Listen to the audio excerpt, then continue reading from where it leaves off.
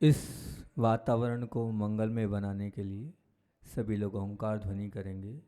रीढ़ सीधी, आंखें बंद। रीढ़ सीधी करेंगे, आंखें बंद करेंगे और ओंकार का उच्चारण करेंगे।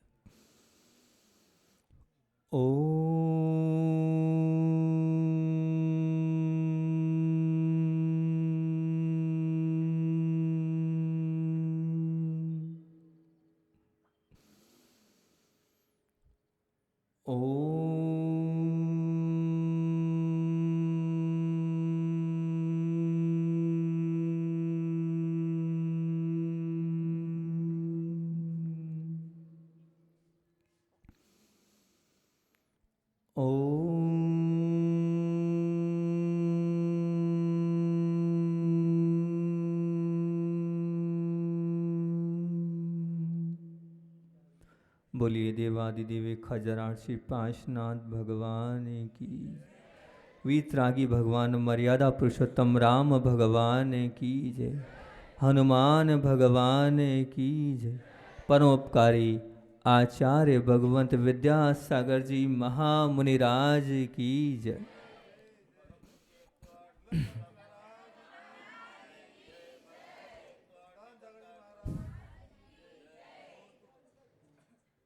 इस दुनिया में श्रेष्ठ की श्रेणी में आए ऐसी वस्तुएं बहुत हैं और उसकी अपेक्षा शुभ की श्रेणी में आए ऐसी वस्तुएं बहुत कम हैं। इस तरह श्रेष्ठ को पसंद करने वाले जितने हैं उसी प्रकार शुभ को पसंद करने वाले बहुत ही कम हैं। श्रेष्ठ को तो सभी पसंद करते हैं, लेकिन गिने चुने लोग होते हैं जो शुभ को पसंद करते हैं। जब ये वास्तविकता, चाहे सत्ताधीश हो, चाहे शिक्षक हो, चाहे माता पिता हो, सबके बीच में वो श्रेष्ठ के बजाय शुभ को ही प्रधानता देते हैं, वो शुभ को ही मजबूती देते हैं। जब श्रेष्ठ और शुभ में अगर अकेले श्रेष्ठ को पसंद करना हो ठीक है, लेकिन जब दो की बात आती हो तो आप हमेशा ध्यान रखना, आप शुभ को ही चुनना। महाराज जी क्या श्रेष्ठ है क्या शुभ है, पहले ये तो बता दो। वो बता देता हूँ। श्रेष्ठ क्या है? संपत्ति श्रेष्ठ है पर दान शुभ है। संपत्ति श्रेष्ठ है पर दान शुभ है। रूप श्रेष्ठ है पर बहनों शील शुभ है। शील क्या है? शुभ है। तंदुरुस्ती श्रेष्ठ है पर परमार्थ शुभ है। प्रथम स्थान पर आना, उत्तीर्ण होना श्रेष्ठ है, पर बीमार माता पिता की सेवा करना, पढ़ाई को गौण करना यह शुभ है। मनोरंजन के कार्यक्रम देखना श्रेष्ठ है, परंतु उसी समय परोपकार के कार्यों में लग जाना ये क्या है? शुभ है। ये भेद रेखा आप सबको स्पष्ट समझ में आनी चाहिए कि क्या श्रेष्ठ है क्या शुभ है। आज पाठ्य पुस्तकों में श्रेष्ठ का ही बोलबाला है, शुभ का बोलबाला है ही नहीं। कोई भी आज सब कोई भी हो, सब श्रेष्ठ के बाजार है, श्रेष्ठ का ही साम्राज्य है। शुभ को कोई चाहता है नहीं और शुभ को कोई पुरस्कार नहीं और शुभ का कोई मूल्य नहीं। लेकिन बंधुओं, शुभ के बिना तुम्हारा कल्याण होना ही नहीं है। जब तक शुभ तुम्हारे जीवन में नहीं आएगा, तुम्हारी जीवन का उद्धार होना ही नहीं। जैसे एक इमारत में नींव के बिना वो इमारत नहीं खड़ी होती है, इसी प्रकार शुभ के बिना तुम्हारा जीवन भी उत्कृष्ट और अच्छा नहीं बनेगा।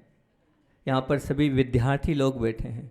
विद्यार्थी, अगर विद्यार्थी को हम खोलें तो क्या होता है? विद्या धन अर्थी, मतलब विद्या को जो चाहता है, विद्या को जो अपने जीवन में उतारता है, उसको विद्यार्थी कहते हैं। जो विद्यार्थी है, जैसे उसका एक कर्तव्य है कि मैं यहाँ विद्या का अध्ययन करने आया हूँ, तो उसका लक्ष्य क्या है? विद्या का प्राप्त करना ही उसका लक्ष्य है, वही उसका गोल है, वही उसका परम कर्तव्य है। जैसे माता पिता हैं तो पिता का कर्तव्य परिवार का पालन करना, माँ का कर्तव्य सबका ध्यान रखना, सबको भोजन प्रदान करना। ऐसे ही आप लोगों का कर्तव्य क्या है? विद्या का अध्ययन करना, तभी आप विद्यार्थी कहलाएंगे। लेकिन विद्या जब आती है जब हमारे अंदर विनय होती है। जब तक विनय नहीं होगी गुरुओं के प्रति, बड़ों के प्रति, तब तक वो विद्या हमारे अंदर आएगी ही नहीं। हम कितनी विनय करते हैं जिनसे हम पढ़ रहे हैं, जिनसे हम सीख रहे हैं, जो हमें सब कुछ बता रहे हैं उनकी कितनी विनय कर रहे हैं। अगर विनय कर रहे हैं तो ये ध्यान रखना बच्चों, हमारी बुद्धि श्रेष्ठ और उत्तम बनती जाएगी। अपनी बुद्धि को उत्तम और श्रेष्ठ करना है तो हमेशा विनय करो, और विनय के साथ साथ अच्छाई देखो। अच्छाई देखोगे तो बहुत अच्छी बात है। एक पौराणिक घटना आपके सामने रखता हूँ। कौरव और पांडव गुरुकुल में अध्ययन करते थे। जब वो गुरुकुल में अध्ययन करते थे तो गुरुदेव ने सबसे पहले दुर्योधन को बुलाया और दुर्योधन से कहा, पास में एक गांव है, वहाँ जाओ और वहाँ देख के आओ कि सबसे गुणी व्यक्ति कौन है, सबसे अच्छा व्यक्ति कौन है। वो गया, सुबह से शाम हो गई और शाम को आकर वो गुरुदेव से कहता है, मुझे तो पूरे गांव में एक भी गुणी व्यक्ति नहीं दिखा। अगले दिन युधिष्ठिर से कहा जाता है, तुम जाओ उस गांव में देखो कौन इस पूरे गांव में गुणी है और कौन दुर्गुणी है।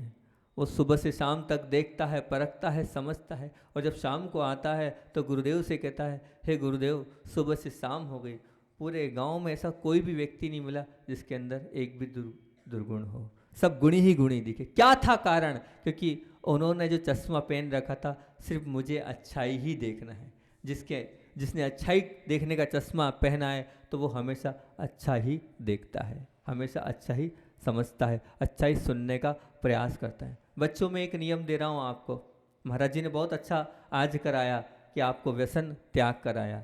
एक छोटा सा मैं नियम देता हूँ, जो आपके बड़े हैं, जो आपके गुरु हैं, जो आपको पढ़ाते हैं, उनको उनकी विनय करने के लिए, उनका सम्मान करने के लिए सबसे पहले उनके गुण देखना है। तो जो आपके क्लास टीचर हैं, जो आपके गुरु हैं, उनके आपको कम से कम 4 गुण, 4 अच्छाई आपको निकालना है। सबको अपने अपने हिसाब से सोचना है कि मेरे जो गुरु हैं, जो मुझे पढ़ा रहे हैं, अध्ययन करा रहे हैं, उनकी क्या 4 अच्छाइयाँ हैं। और 4 से ज़्यादा निकाल सको तो बहुत अच्छी बात है कि 4 तो कम से कम निकाल सकते हो ना। निकाल सकते हो, नहीं निकाल सकते हो? निकाल सकते हो तो ठीक है। ये आप जो 4 अच्छाई निकाल कर अपने शिक्षक को बताना कि आपके अंदर ये अच्छाई है, आपके अंदर ये अच्छाई है, आपके अंदर ये अच्छाई है। आप अच्छाई निकालोगे तो बहुत अच्छी बात है, और अच्छाई निकालोगे तो निश्चित तौर से उनकी विनय होती जाएगी। क्योंकि एक कारिका आती है, विद्या ददाति विनयम विनयात याति पात्रताम, और पात्रताम धर्म आपनोति, और धनात् धर्म ततः सुखम। मतलब क्या हुआ? विद्या अध्ययन से ही विनय आती है, और विनय से ही पात्रता आती है, और पात्रता से ही धन आता है, और धन से ही धर्म आता है, और धर्म से ही सुख आता है। सबको सुख चाहिए ना, तो सुख चाहिए तो उसका बीज है विनय। जो विनय पूर्वक अध्ययन करेगा और विनय रखेगा तो निश्चित मान के चलना उसके अंदर वो विद्या आत्मसात होती चली जाएगी। और दूसरी बात है रुचि। हम यहाँ आए हैं तो हमारी रुचि किस ओर है? व्यसनों की ओर है, खेल की ओर है, किस ओर है? अगर हमारी रुचि होगी तो निश्चित ये मान के चलना हम सब कुछ प्राप्त कर सकते हैं। रुचि नहीं होगी तो कोई मतलब नहीं। रुचि से तात्पर्य ये, एक माँ अपने बच्चे को लेके हमारे पास डूंगरगढ़ में आई थी। एकदम सत्य घटना सुना रहा हूँ। 11-12 साल का वो बच्चा होगा, 10-11 साल का होगा। बोले महाराज जी ये पढ़ता नहीं है और ये याद नहीं कर पाता, इसकी बुद्धि बढ़ाने के लिए कुछ सरस्वती मंत्र दो। मैंने कहा ठीक, कोई बात नहीं। अब उस वक्त हम कुछ बोले नहीं। अब वो बालक जब शाम को हमारे पास आया तो शाम को बैठे बैठे वो आपस में बात कर रहे थे और अपना प्रतिक्रमण कर रहे थे, पर अब कान तो है, आवाज़ तो आई, कोई कुछ बोल रहा है। तो वो बच्चे बोल रहे थे IPL का मैच चल रहा था, उस बच्चे ने कौन से क्रिकेटर ने क्या क्या बनाया, कितने रन बनाए, किसने आउट किया, वो शायद 3-4 अलग अलग होते हैं, अलग अलग मैच चलते, चारों मैच में किसने क्या बनाया पूरा बता दिया उसने, हर टीम के विषय में सब कुछ बता दिया। तो मैंने विचार किया वो उस बालक का दिमाग तो है और आप सबके पास भी दिमाग है, पर जिस विषय में आपकी रुचि होती है तो वो सब चीज़ आपको याद हो जाती है, वो सब कुछ आप अपने अंदर आत्मसात कर लेते हो। मूल कहानी रुचि की है, तो ध्यान रखना अगर हम रुचिपूर्वक पढ़ेंगे तो वो सब कुछ भी याद होता चला जाएगा। और तीसरी बात, समय का सदुपयोग, क्योंकि समय एक ऐसी वस्तु है जो सबसे बहुमूल्य, सब कुछ वापस मिल सकता है बंधुओं बच्चों, लेकिन समय वापस नहीं मिलने वाला। ये जो चला जाएगा आपका विद्या अध्ययन का काल, ये वापस नहीं मिलने वाला। इसकी कीमत समझो, क्योंकि अगर इसकी कीमत नहीं समझोगे तो वो जो समय है वो आपका बर्बाद होता चला। और हम बर्बाद, आप लोग बर्बाद करते भी हैं, करते हैं ना। मैं सबसे ज़्यादा चोर मानता हूँ किसको पता है? जो धन चुराता है उसको चोर नहीं मानता हूँ, जो धन चुराता उसको चोरी नहीं मानता, जो समय चुराता उसको चोर मानता हूँ। और आपका समय कौन चुरा रहा है पता है? मोबाइल। मैं मोबाइल को चोर बोलता हूँ, क्योंकि वो आपका सबसे ज़्यादा समय चलाता है। आप दिन भर उसी में लगे रहते हैं, उस मोबाइल में, उसी में लगे और उससे अपने जीवन को बर्बाद कर रहे हैं।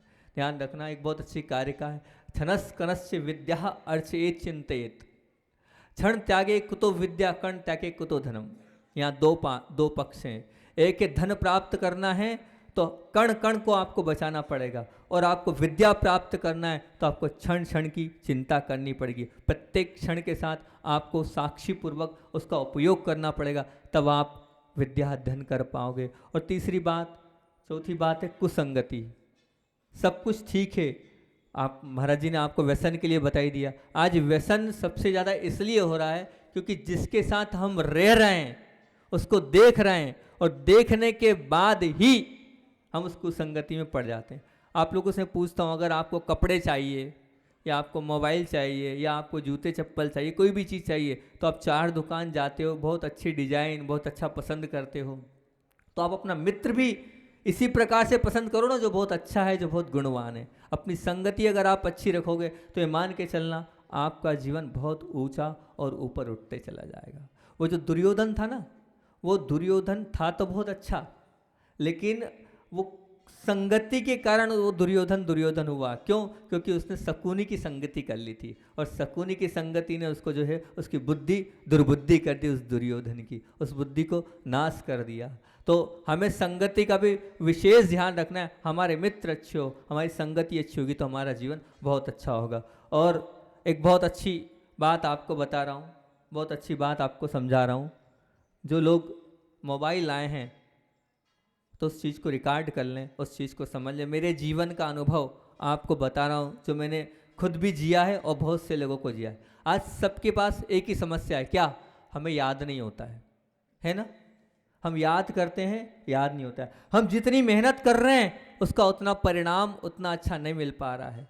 तो सही तरीके से और सही दिशा में अगर हम जाएंगे तो हम बहुत कम समय में और बहुत अच्छा याद कर सकते हैं और बहुत अच्छा समझ सकते हैं। यहाँ पर जितने शिक्षक लोग बैठे हैं वो भी जो तरीका मैं आपको बताऊँ, क्योंकि ये जो तरीका मैंने खुद भी किया, और दूसरी बात जो IAS की एग्ज़ाम देने वाले बच्चे और भी जो कंपटीशन वाले बच्चे, उन सबको बताया है, और ये उन्होंने फॉलो अप किया है। फॉलो अप करने के बाद पाया है कि वो बहुत ज़्यादा आगे बढ़ गए। अभी एक बच्चा था, उसका भाव था कि मैं IIT के उसमें एग्ज़ाम में पास हूँ, उसको एक पूरा तरीका मैंने बताया, उसने किया, वो निकल गया। तो वो तरीका आपको मैं बता रहा हूँ, बहुत ध्यान से और बहुत अच्छे से, बहुत एकाग्रता से सुनना। इसमें 5 चीज़ों की आवश्यकता है। कितनी चीज़ों की? 5 चीज़ों की। सबसे पहला है 12 कलर के पेन, 12 कलर, 10 कलर, जितने कलर के पेन हो सकते उतने कलर के पेन चाहिए। दूसरा है बड़ी डायरी, जो डायरी आपके जितने सब्जेक्ट हैं उतनी डायरी चाहिए मुझे, ठीक है ना? 4, 5, 6, 7 जितने सब्जेक्ट हैं उतनी डायरी, वो कोई बड़ी डायरी, या उसको नोटबुक कह सकते हैं आप, नोटबुक। फिर एक छोटी डायरी, छोटी मतलब पॉकेट साइज, जो आपके जेब में आ जाए, वैसी आपकी छोटी डायरी चाहिए। तीसरी चीज़। चौथी चीज़, अब वो आपके पास हो तो ठीक, नहीं हो तो कोई बात नहीं, लेकिन आप सुन तो सकते हैं, सुन लें। ईयरफोन, ईयरफोन किसको बोलते हैं? जो आप कान में लगा के सुनते हैं ना, वो ईयरफोन। और 5वां मोबाइल। मोबाइल होगा, सभी के पास होगा, लगभग है मोबाइल, वो मोबाइल चाहिए। ये 5 चीज़ चाहिए। इन 5 चीज़ों से आपको मैं बता रहा हूँ कैसे याद करना है, कैसे पढ़ना है और कैसे अपने जीवन में उसको उतारना है। सबसे पहले बोला मैंने आपसे कि 12 कलर के पेन, और 12 कलर के पेन के बाद आपसे कई अलग अलग जो आपके सब्जेक्ट हैं उनके नोटबुक्स, डायरी। तो अब आपको क्या करना है? नोट्स बनाना है स्वयं के। नोट्स कैसे बनाना है? नोट्स ऐसे बनाना है, जैसे मान लीजिए आपका एक सब्जेक्ट है हिंदी। अब हिंदी में मान लीजिए पूरे मेन प्रश्न हो गए 100, मुख्य प्रश्न हो गए 100। अब एक प्रश्न को आपको लिखना है, उस प्रश्न को आपने लिखा। अब लिखा तो उस प्रश्न के आप कम से कम 4-5 पॉइंट्स बना लें कि ये 5 बिंदुओं में अलग अलग इसको बांट दिया, और फिर उनको अलग अलग कलर वाइज लिखें और उनकी हेडिंग लिखें कि हाँ इस बिंदु की ये हेडिंग, और एक कलर में इसको लिख दिया, फिर दूसरे में, फिर तीसरे में, चौथे में, 5वें में। आपका प्रश्न हो सकता है महाराज जी अलग अलग कलर में क्यों? तो आप खुद उसको देखना कि जब हम पढ़ते हैं एक कलर में पढ़ते हैं तो वो इतने हम ऊब से जाते हैं, लेकिन अलग अलग कलर होते हैं तो निश्चित तौर से वो बहुत अच्छा लगता है और पढ़ने में भी हमें सुविधा होती है और हमारे मन में भी एक उत्साह रहता है। ऐसे आपको एक प्रश्न आपने पूरा उस बड़ी डायरी में उतार लिया, ऐसे आपके प्रत्येक प्रश्न उतारना है। अब उस प्रश्न के बाद क्या करना है, वो मूल है। आपने पूरा प्रश्न उतारा, प्रश्न उतारने के बाद आपको अपनी थीम से, अपने दिमाग से, अपनी सोच से एक डायग्राम बनाना है, चाहे वो हाथी का हो, चाहे बैल का हो, चाहे झोपड़ी का हो, चाहे महल हो, जो भी हो, जैसा बनता हो, जिस प्रकार से होता हो, उस प्रकार से एक डायग्राम आपको तैयार करना है। और वो जो डायग्राम है, उस डायग्राम में क्या करना है, जो आपने जो 5-6 बिंदु आपके प्रमुख थे, जिस कलर में लिखे थे, उस कलर में मान लीजिए आपने हाथी बनाया तो 5 बिंदु थे, एक पैर में एक, दूसरे पैर में दूसरा, तीसरे पैर में तीसरा, सूंड में चौथा, ऐसे उस हाथी में उसको ड्रा कर दो आप उन 5 बिंदुओं को। ये एक प्रश्न आपका हो गया। ऐसे दूसरा प्रश्न, तीसरा प्रश्न, ऐसे मान लीजिए लगभग एक सब्जेक्ट के 100 प्रश्न हैं तो आप पूरे 100 प्रश्न उसमें लिख दीजिए, अलग अलग, लेकिन ड्राइंग सब अलग अलग हो। कभी झोपड़ी हो, कभी गाय हो, कभी बैल हो, कभी बकरी हो, कभी शेर हो, सब जो सोच सकते हो आप। आपको सोच सोच के दिमाग से 100 तरह की ड्राइंग्स करना है। 100 प्रश्न है तो, और उनमें 100 प्रश्न में जिस कलर में आपने वहाँ लिखा है उसी कलर के पॉइंट्स में वहाँ आपको लिखना है।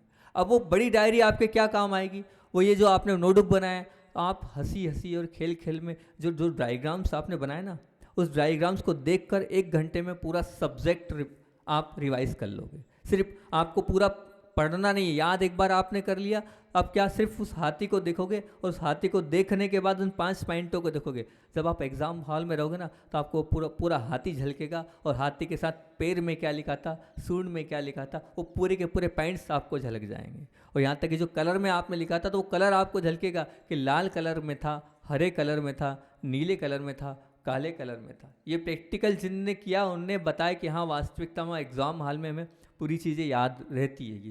तो ये पहली होगी बड़ी डायरी। अब छोटी डायरी का क्या उपयोग है? छोटी डायरी में आपको क्या करना है, जो आपके पॉकेट में रखे, जो आपके जेब में आ जाए, उस छोटी डायरी में आप वो जो 5 पॉइंट्स आपने हाथी में डाले थे, जिस कलर में वहाँ लिखे उस कलर में आपने हाथी की उसमें ड्राइंग में डाले, अब उसी 5 पॉइंट्सों को आपको उस छोटी वाली डायरी में ऐड करना है। ऐसे एक छोटी वाली डायरी में 100 प्रश्न हैं तो 100 प्रश्न वो आ जाने चाहिए उस छोटी डायरी में, पॉइंट्स, सिर्फ पॉइंट्स, और उसको आपको जेब में रखना है। वो डायरी क्या काम आएगी, आप कहीं भी जा रहे हैं, आ रहे हैं, कहीं बस स्टॉप पे इंतज़ार कर रहे हैं, आपको उस डायरी को खोलना है और उस डायरी से वो रिवाइज करना है, वो पॉइंट्स को आपको देखते जाना है। और ये आपको ड्यूटी बांधनी कि 7 दिन में 7 सब्जेक्ट एक डायरी से हमें करना है। मूल बात ये होती है कि कोई भी सब्जेक्ट हो, कोई भी विषय हो, अगर उस विषय को पूरा पढ़ना हो तो 15 दिन 20 दिन पूरा लगता है या 1 महीना लग जाता है उस बुक को करने में। लेकिन ये तरीका ऐसा है कि हम निकालें और 1 घंटे में पूरा रिवाइज कर सकते हैं। हम उन डायग्राम्स को 2 घंटे 1.5 घंटे में पूरी बुक्स पढ़ सकते हैं। क्या है, सबसे बड़ा एक विकल्प ये रहता है, हम पढ़ तो लेते हैं लेकिन हमारे अंदर कॉन्फिडेंस नहीं रहता है। अब वो कॉन्फिडेंस नहीं रहता है कि महीने भर पहले पढ़ा था हम भूल गए, लेकिन जो हम छोटी सी डायरी में उस सब्जेक्ट को 1 घंटे 2 घंटे में रिवाइज कर लेते हैं तो हमारे अंदर का जो कॉन्फिडेंस है वो बढ़ जाता है। उस कॉन्फिडेंस बढ़ने के कारण हम वहाँ पर जीत जाते हैं और हम आगे बढ़ जाते हैं। तो छोटी सी डायरी आपको बहुत काम आएगी और हर जगह पर खोलकर आप उसको पढ़ सकते हो, हर जगह पर आप उसको यूज़ कर सकते हो। ये छोटी डायरी का आपका उपयोग बताया। और तीसरा, ईयरफोन क्यों बोल रहा हूँ मैं, मोबाइल क्यों बोल रहा हूँ मैं, मोबाइल और ईयरफोन इसलिए बोल रहा हूँ कि आप जो आपका सब्जेक्ट है, जो आपका विषय है, उस प्रश्न को आप रिकॉर्डिंग प्रारंभ करें और स्वयं उसको ऐसे समझे कि मैं किसी को पढ़ा रहा हूँ, किसी को समझा रहा हूँ और किसी को बता रहा हूँ, और फिर उस हिसाब से आपको बताना है, पढ़ाना है और पूरा रिकॉर्ड करना है। और रिकॉर्ड करने के बाद मान लीजिए आपके 100 प्रश्न हैं तो उसको मेमोरी में भर के रख लेना है। अब वो क्या काम आएंगे, असल में होता ये है कि हम 2 घंटे पढ़े, 4 घंटे पढ़े, 5 घंटे पढ़े, तो मूड फ्रेश करने के लिए हम क्या करते हैं, मूवीज़ देखते हैं। मूड फ्रेश करने के लिए दूसरी चीज़ देखते हैं। अब वो जो दूसरी चीज़ मूवीज़ वगैरह देखने में होता ये हैगा कि हमने पूरा जो पढ़ा था, थोड़ा भी हमने जो दूसरी चीज़ें भटके तो जो पढ़ा था वो पूरी मेहनत चली गई। आपसे मैं पूछता हूँ, मान लीजिए आप बीमार होते हैं या आपका सर दर्द कर रहा है, पूरा शरीर दर्द कर रहा है, तो एक छोटी सी गोली खाते हैं। उस छोटी सी गोली में क्या होता है, वो पेन किलर पूरे दर्द को ख़त्म कर देती। ऐसे ही आप क्या करते हैं, भले 4 घंटे पढ़े लेकिन 15 मिनट आपने मूवीज़ देख ली, इधर उधर की चीज़ देख ली, भटक गए तो वो 4 घंटे की मेहनत पूरी चली जाती है। तो हमें क्या करना, अपने मूड फ्रेश करने के लिए क्या, अपनी खुद की वाइज में जो हमने समझाया है उसको कान में लगाना है और सबके बीच में जहाँ चाहे वहाँ उसको सुनना है, उससे अपने मूड को फ्रेश करना है, उससे अपने आप को उसमें लगाना है, तो ताकि हम दूसरी चीज़ों में उलझेंगे नहीं, वो पूरा हमारे दिमाग में बैठता चला जाएगा। मोबाइल तो सबके पास है, ऐसे उस मोबाइल का आपको प्रयोग करना है। और तीसरी चीज़ बहुत विशेष, ये जो लिखने का काम है ये हमें कब करना है, दिन में या रात में। रात में कब तक, रात में भी एक समय, मतलब समय से मतलब 9:30 तक। अभी सब लोगों की मानसिकता ये, सब लोगों का जो पढ़ने का स्टाइल है वो बदल गया है। सब लोग रात को 12, 1, 2 बजे तक पढ़ते हैं और सुबह 9, 10 बजे उठते हैं।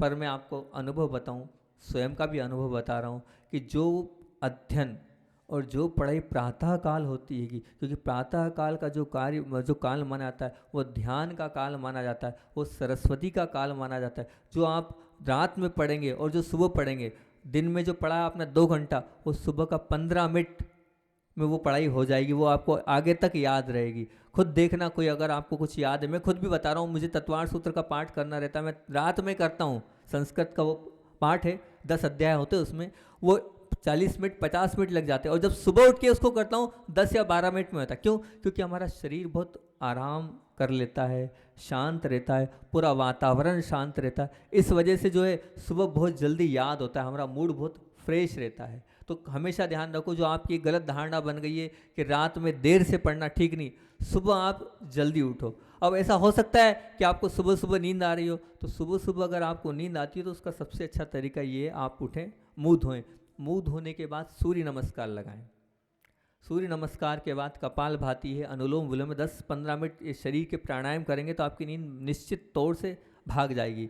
पर आपको मन तैयार करना पड़ेगा, तब वो हो पाएगा। 9, 9:30 पे आप सो, 3, 3:30 पे उठ जाओ आप। 6 घंटे की नींद पर्याप्त है, अधिक नींद लेने की आवश्यकता नहीं। जो आपने लाइफ बना लिए कि 12-1 बजे तक पढ़ना, सुबह 9-10 बजे उठना, वो लाइफ खराब, आपका पूरा जीवनचर्या उससे खराब होगी, आपका स्वास्थ्य खराब होगा। और फिर उसके बाद दिन में और सो जाना, वो कोई मतलब का नहीं। आप सुबह पढ़ना, सुबह का वो 2 घंटे का याद कर लें हुए तो वो दिन के 6 घंटे के बराबर है, रात के 6 घंटे के बराबर है। और सबसे अच्छा और एकाग्रता करने के लिए अगर 15 मिनट आप दे सकते हो कि हाँ, तो हमारे जितनी दिमाग है और दिमाग की जितनी नसें हैं उनको पावरफुल बनाना है, तो सबसे अच्छा तरीका है त्राटक करने का। त्राटक क्या होता है? त्राटक ये होता है कि गाय के घी का दीपक लगा दिया या कोई एक बिंदु बना लिया, उसको दीवार पे लगा दिया और उसके बाद एक हाथ दूर अपने उसको देखना है हमें। जब तक देखना है तब तक हमारी आंख से एक साथ देखना है, पलक नहीं झपकना है, आंसू ना आ जाए, तब तक देखते रहें। लगातार आप देखेंगे तो वो एकाग्रता आपकी आ जाएगी और फिर उसके बाद आप याद करने बैठना, तो बहुत अच्छे से आपको याद होगा, आपकी नींद भी बच जाएगी और सब कुछ आपका अच्छे से होता चला जाएगा। लेकिन करना पड़ेगा, आपको मन बनाना पड़ेगा, तब हो पाएगा। और मन जब बनेगा जब अंदर से विचार करोगे। मैं तो हमेशा एक बात बोलता हूँ, 5 बिंदु हमेशा देता हूँ कि जानने, देखने, बोलने, सोचने और करने के पहले, जानने, देखने, बोलने, सोचने और करने के पहले अपना उद्देश्य क्या है, अपना लक्ष्य क्या है, वो पहले पक्का कर लें। हम अगर कुछ जान रहे हैं, हम अगर कुछ देख रहे हैं, हम अगर कुछ बोल रहे हैं, हम अगर कुछ सोच रहे हैं, हम अगर कुछ कर रहे हैं, हमारा उद्देश्य क्या है, हमारा उद्देश्य जो उस उद्देश्य की पूर्ति उससे हो रही है, तो खूब जानो आप, खूब देखो आप, खूब बोलो आप। पर हमारा उद्देश्य नहीं पूरा हो रहा है तो वो जानने से कोई मतलब नहीं। वो क्रिकेट मैच में कौन हारा कौन जीता क्या मतलब, वो मूवीज़ देखने से क्या मतलब निकलेगा, कोई मतलब नहीं। हम ऐसी बात क्यों बोले जिसका कोई अर्थ नहीं है हमारे जीवन में, हम ऐसा क्यों सोचे जिसका कोई प्रयोजन नहीं, हम ऐसी बात क्यों करें जिसका कोई अर्थ हमारे जीवन में नहीं रहेगा। बंधु ध्यान रखना, एक छोटी सी बात बताता हूँ। एक शिक्षक थे, बहुत सज्जन थे, बहुत ही ईमानदार थे और बहुत ही कर्तव्यनिष्ठ थे। वो पढ़ाकर अपने रूम में आए, मतलब स्टाफ रूम बोलते हैं ना आप लोग, स्टाफ रूम में बैठे आकर, और स्टाफ रूम में जब वो आकर बैठे तो उन्हीं के दूसरे सहपाठी शिक्षक आकर बोले, उन्होंने अंदर प्रवेश किया और प्रवेश करते ही सीधे ये बोला, बोले क्यों, आपने सुना उनके विषय में क्या हो रहा है वहाँ पर? तो उन्होंने कहा रुको रुको रुको, आप जो बता रहे हो, जिनके विषय में बताना चाहते हो, क्या वो सच है? तो उन्होंने कहा सच तो नहीं है, सुना है मैंने। तो ठीक नहीं है, सच नहीं है तो फिर अच्छा ठीक ठीक कोई बात नहीं, जो आप बताना चाहते हो उनके विषय में, क्या वो बहुत अच्छी बात है? तो बोले नहीं वो अच्छी बात तो नहीं है, वो तो बहुत बुरी बात है, वो तो ऐसी नहीं नहीं रुको, फिर उन्हें रोक दिया। बोले जब सच्ची नहीं है वो बात, अच्छी नहीं है, तो फिर आप ये बताओ वो जो आप बात बता रहे हो मेरे जीवन में कोई उपयोगी है, मेरे लिए वो आवश्यक है? तो वो निरुत्तर होते हुए बोले नहीं वो आपके जीवन में कोई अच्छी भी नहीं है और आपके लिए कोई उपयोगी भी नहीं है, आवश्यक भी नहीं है। तो बोले जब वो ना सच्ची है ना अच्छी है ना मेरे जीवन में उपयोगी है, तो ना मुझे सुनना है और ना तुम्हें सुनाना चाहिए। ना मुझे सुनना है और ना तुम्हें सुनाना चाहिए। ऐसी क्यों सुनना जिससे मेरे जीवन में कोई काम, जीवन में वो कोई काम की ही नहीं है, उस बात को मैं क्यों सुनूं? और आप बिना सुनाए। तो ध्यान रखना बच्चों, सच्ची अच्छी और उपयोगी बातों को ही हमें सुनना है, उसी से हमारा कल्याण होगा, उसी से हमारा भला होगा। अगर हम इधर उधर की बातों में लग जाएंगे तो हमारा समय भी जाएगा और हम गलत आदतों के आदी हो जाएंगे, उससे हमारा जीवन भी खराब होता चला जाएगा, हम नीचे की ओर धकेलते चले जाएंगे। दूसरी बात, हम पढ़ते हैं, पढ़ने के बाद एक मन में थकान हो जाती है, ऐसा लगता है वही वही वही वही। तो सबसे अच्छा तरीका ये, जब पढ़ें, पढ़ने के जैसे हमने पढ़ा, पढ़ने के बाद सब्जेक्ट चेंज कर रहे हैं या विषय चेंज कर रहे हैं या ज़्यादा देर हो गई हो, तो सबसे आंख बंद करना और आंख बंद करने के बाद सिर्फ अपने श्वासोश्वास पर ध्यान देना, और श्वासोश्वास पर ध्यान देने के बाद एक अपने शरीर को रिलैक्सेशन करना। इसका अनुभव किया, शरीर को रिलैक्सेशन मतलब क्या, आप अनुभव करना और अंदर ही अंदर करना, मेरा शरीर शिथिल होता जा रहा है, मेरे पैर शांत होते जा रहे हैं, शिथिल होते जाते हैं, रिलैक्स होते जा रहे हैं। तो प्रत्येक जितने अंग हैं उनको आप रिलैक्स देना। 2 या 3 मिनट का आपका जो रिलैक्स रहेगा ना, वो पूरी थकान को दूर कर देगा और आप एक बहुत अच्छा अनुभव करोगे। फिर आपके अंदर एक नई ताजगी आ जाएगी और एक नया आपको अनुभव होगा और आगे ताकत आपकी और बढ़ती चली जाएगी। और जो हमने आपको शुरू में ओंकार ध्वनि कराई है, उस ओंकार ध्वनि को आप जितना करोगे उतनी आपकी एकाग्रता बढ़ेगी, उतना आपका क्षोभ मतलब दिमाग बढ़ता चला जाएगा और आप और अच्छे से अपना अध्ययन को कर पाओगे। अब अंत में समय अपना हो गया है, हमें आगे भी यहाँ से जाना है। 5 बातें अंत में आपके सामने रखूँगा, उन 5 बातों को आपको ध्यान रखना है, ठीक है? हर जगह बोलता हूँ मैं वो 5 बातें, हर जगह उन 5 बातों को बोलता हूँ, यहाँ भी अपनी वो 5 बातें बोल रहा हूँ। सबसे पहली बात, प्रातःकाल सुबह उठना। तो सुबह उठते हमें यहाँ वहाँ के काम में नहीं लगना है, हमें इधर उधर के काम में नहीं लगना है। उठते ही हमें क्या कहना है, हमें आंख बंद करना है और प्रभु का और परमात्मा का स्मरण करना है और विचार ये करना है कि ये भगवान आज दिन भर में मेरे माध्यम से किसी का बुरा ना हो, सबका भला करूं। जिस उद्देश्य से मैं, मेरे माता पिता ने विश्वास के साथ मुझे यहाँ भेजा है पढ़ने के लिए, वो सब कार्य पूर्ण मन के साथ अच्छे से करता रहूं, अच्छा ही हो मेरे साथ और सबका भला करूं। ये आपको पहला, आपको 2-3 मिनट का ओंकार ध्वनि करके मेडिटेशन करना है। दूसरा, जब समय मिले आपको तब हमेशा आपको क्या चिंतन करना है, ये चार बातों का चिंतन करना है, चाहे शिक्षक हो चाहे बच्चे हो, ये 4 बातें अपने जीवन में ढाल लेना तो आपका जीवन सुखी हो जाएगा। जब आपको समय मिले आंख बंद करना और आपको चिंतन करना है, मैं शांत आत्मा हूँ, मैं शांत आत्मा हूँ, मैं सुखी आत्मा हूँ, मैं सुखी आत्मा हूँ, मैं शक्तिशाली आत्मा हूँ, मैं शक्तिशाली आत्मा हूँ, मैं पवित्र आत्मा हूँ। कैसी आत्मा हूँ? पवित्र, शांत आत्मा हूँ, सुखी आत्मा हूँ, शक्तिशाली आत्मा हूँ और पवित्र आत्मा हूँ। और तीसरी बात कि ये आपको विचार करना है कि मैं जो कार्य कर रहा हूँ, वो जो कर रहा हूँ, जिस लक्ष्य के लिए निकला हूँ, उस लक्ष्य की पूर्ति कर पा रहा हूँ कि नहीं कर पा रहा हूँ, उस विषय में विचार करना कि वो हो रहा है कि नहीं। और चौथा, जब रात्रि में विश्राम करो, जब रात में सो, तो सोने के पहले दिन भर में मैंने क्या किया है उसका लेखा जोखा कर लेना। अगर मैंने कोई गलत किया है तो उसका क्या दुष्परिणाम होगा उस पर विचार करना कि हाँ मैंने ये गलत कार्य कर लिया है, इस गलत कार्य का क्या दुष्परिणाम होगा।